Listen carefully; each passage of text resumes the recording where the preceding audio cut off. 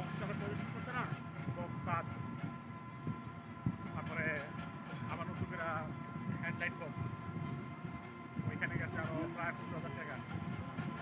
LA তারপরে bulb, bulb হচ্ছে আপনার নব সাইডের এক 1 পেয়ার বাল্ব হলো 10,500 টাকা। এখানে গেছে আবার 25,000 টাকা। আর আইবিএমের জন্য লাগাইছি 5,000 টাকা।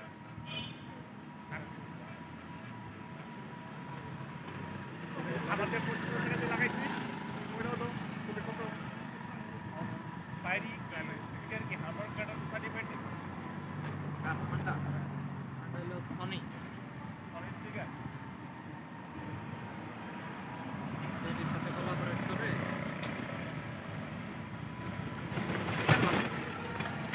সাউন্ড সিস্টেম কাজ করেছি। JBL এর অরিজিনাল JBL এর ক্লাব 6026 বসাইছি।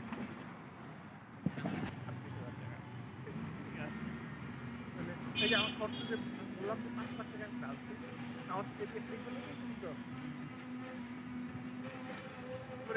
যেহেতু পুরাতন গাড়ি, ইঞ্জিন একটু ইয়া হয়ে গেছে। আমি ইঞ্জিন যদি আমি কত সালে ইঞ্জিন যদি আমি ইয়া করতাম বাতাইতাম, আমার হয়ে যেত কত 60-70 হয়ে যেত।